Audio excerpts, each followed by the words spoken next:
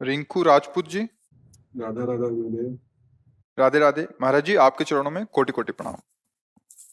महाराज जी, मैं पिछले कुछ समय से आपका सत्संग सुन रहा हूँ। अभी 5 साल से पिछले अमेरिका में WWE में रेसलर हूँ। अब माता पिता नहीं रहे इस दुनिया में, बट मन होता है कि उनकी भक्ति नहीं कर पाया। गुरुदेव, आप मेरे सपने में आए थे और नाम दिया। महाराज जी, अभी मेरे मन में ऐसा आ रहा है कि मैं अमेरिका में रह के रेसलिंग करूं या भारत आकर भक्ति करूं और भारत भूमि की सेवा करूं। महाराज जी, कुछ समझ नहीं आ रहा, आप कृपया मार्गदर्शन करें, क्या आगे का निर्णय लूं।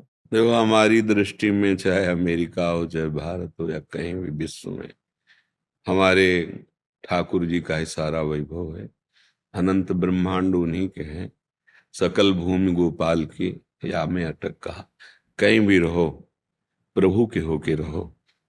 माता पिता के रूप में, सारे जगत के रूप में मेरे ही ठाकुर जी महाराज विविध रूपों में खेल रहे हैं, दूसरा कोई है नहीं। तो शरीर बल ये टिकाऊ चीज नहीं है। आज है, कल शरीर नहीं रहेगा। आज शरीर स्वस्थ है, कभी अस्वस्थ भी होगा, क्योंकि ये मरण धर्मा शरीर है, परिवर्तनशील है। महाबल भगवान का आश्रय है। सब बलों के केंद्र महाबल भगवान है, उनसे बढ़कर कोई नहीं है। देखो ना, 7 वर्ष की अवस्था के हमारे ठाकुर जी महाराज 21 किलोमीटर अब भी गिरिराजी हैं। 7 दिन 7 रात ऐसे 21 किलोमीटर गिरिराज जी को कोई है इनसे बलशाली वाला? 105 फण वाला कालिया पूरे काली देह को जहर से युक्त कर दिया कि ऊपर से पंछी भी निकले तो मर के गिर जाए, ऐसी उसकी गैस जहरीली। कूद गए जल में और उसके मान का मर्दन करके रमणक द्वीप भेजा और अपने श्रीअंग के स्पर्श से पूरे जल को अमृतमय कर दिया। देखो, महाबली है ना। सांप के फण पर नृत्य किया, ऐसा कोई है नाचने वाला? कोई। और ज्ञान के समुद्र भगवान ने गीता जी का जो बोला, अद्वितीय ग्रंथ है गीता।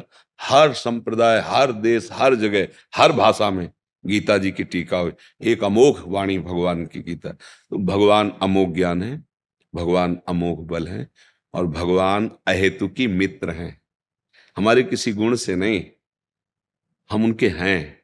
इस बात को स्वीकार करें तो जहां भी हो वहीं भगवान है। सर्वत्र भगवान है तो वहां भी तो भगवान है ना।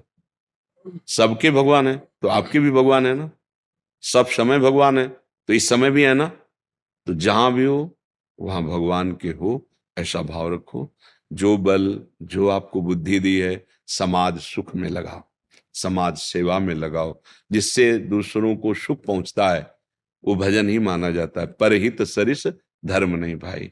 जिसमें दूसरों को लाभ मिले, सुख मिले, आनंद मिले, हमें पीड़ा मिले कोई बात नहीं, पर दूसरों को सुख मिले, उसी को धर्म कहते हैं।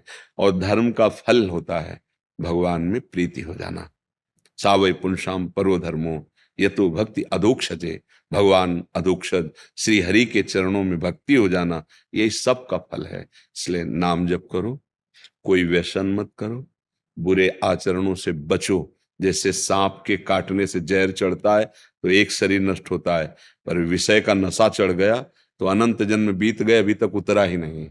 अब मनुष्य जन्म मिला है तो हम विवेक धारण करके चलें, क्योंकि विषय भोग की बाहुल्यता हो रही है।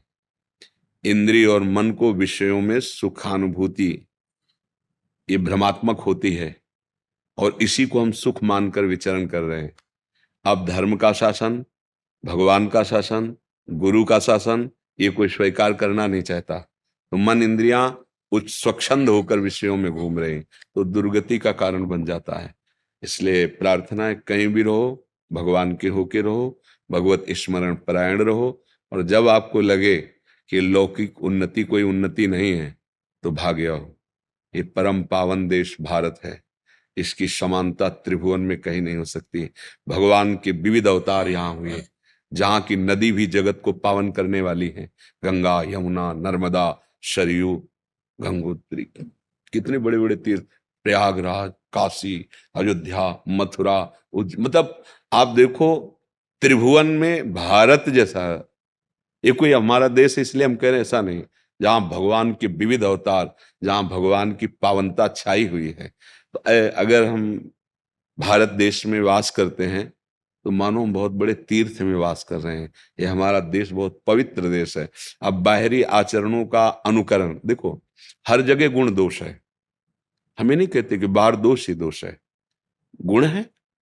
बाहर के विज्ञान को स्वीकार करो, बाहर की जो प्रवीणता है उसको स्वीकार करो, कैसे व्यापार किया जाता है, कैसे समाज को सुख प्रदान किया जाता है। अगर वहां गुण मिलते हैं वो स्वीकार करो। अच्छी से अच्छी पढ़ाई पढ़ो, अच्छे से अच्छे डॉक्टर बनो, अच्छे से अच्छे वैज्ञानिक बनो, पर जो दोष है उसे क्यों स्वीकार करो। हमारा देश धर्म से चलने वाला है, व्यभिचार प्रवृत्ति नहीं कि आज आपके साथ कल आप। ये हमारे देश के वासियों का स्वभाव नहीं रहा। एक बार स्वीकार किया तो आजीवन निर्वाह किया। तो हम बाहर की उन गंदी बातों को न स्वीकार करें जो हमारे देश हमारे धर्म के प्रतिकूल हैं। बाहर भी ऐसे गुण हैं जिनको हम मान लो एक आप अच्छे डॉक्टर बन गए, बाहर से पढ़ के आए तो हमारे देशवासियों की सेवा बन गई ना। आप अच्छे वैज्ञानिक बन गए तो हमारे भारत की उन्नति होगी। तो बाहर हम जाएं पर अपने देश और अपने धर्म को पूर्ण करने के लिए, ना कि उसका नाश करने के लिए। आज हम लोगों की बुद्धि बदल रही है, इसलिए हमारा पतन हो रहा है। नहीं तो हम दूसरों का अनुकरण करना है तो उसके अच्छे गुण लो, उन गुणों को स्वीकार करके अपने देश में उसका विस्तार करो, बुराइयों को खोलो। हमारा देश जो है ये शास्त्र संयम में चलने वाला है, सदैव धर्म गुरुओं से ये शासित रहा है। अगर देवराजेंद्र तो बृहस्पति जी, चक्रवर्ती सम्राट दशरथ जी तो वशिष्ठ जी, परम ज्ञानी जनक जी तो सदानंद जी। ऊपर शासन रहा है भागवतिक महापुरुषों का।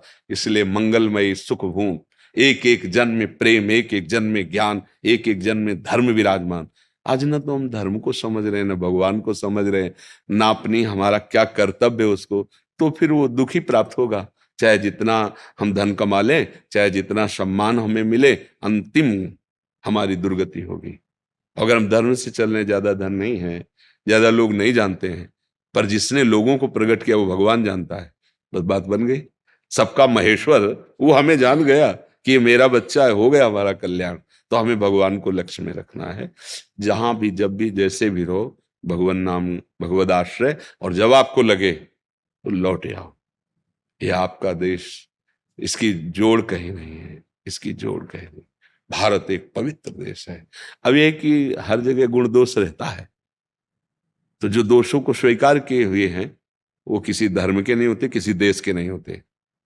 जो अधर्मी पुरुष होता है उसका कोई धर्म नहीं होता है, वो उसका कोई संप्रदाय नहीं होता, वो किसी देश का नहीं, वो अपने देश का नाश कर देगा, क्योंकि अधर्म है।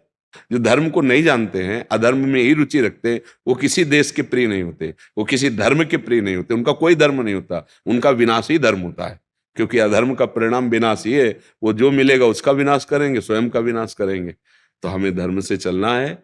और जब ऐसा लगे तो भारत परम पवित्र देश है, हम अपने देश में प्राण त्यागें, अपने देश के लिए प्राण त्यागें, यही हमारी अंदर चाह होनी चाहिए। नहीं, हाँ, हम जैसे भगवान को प्यार करते हैं ना, ऐसे हम अपने देश को प्यार करते हैं।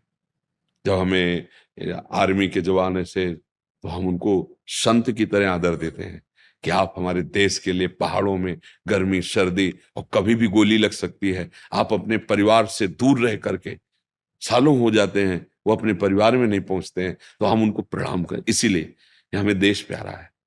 जिस देश में हमें जन्म मिला, जिस देश में हमें ये भगवत आराधना करने का अवसर मिला, वो भूमि हमारे लिए भगवान के समान है।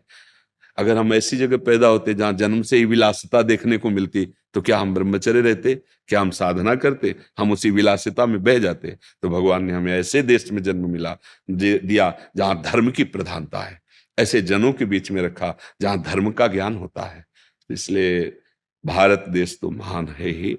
हम लौकिक दृष्टि से नहीं कह रहे, परमार्थिक दृष्टि से कह रहे। तो जब तक आपको लगे तब तक भगवत भाव करके वहां रहो। नहीं, अपने देश में आ जाओ, अपने देश में कोई कमी नहीं है। अपने घर की नमक रोटी बहुत अच्छी लगती है, दूसरा कब, जब देश प्रियता होगी तो वो एक अलग होता है। जैसे कोई तिरंगा ले और तो हमें एक गर्व होता है, ये हमारे देश का प्रतीक है, ये तो एक सुख मिलता है। ये मातृभूमि, हमारा मातृभूमि कोई गांव नगर नहीं है, ये पूरा देश हमारी मातृभूमि है, पूरा देश हमारा परिवार है। ये सुखी है, धर्म से चल रहा है। तो हमारे संत जन जो भजन करते हैं, वो अपने लिए नहीं करते, जैसे परिवार का बड़ा आदमी अपने लिए थोड़ी कमाता है, पूरे परिवार के लिए का।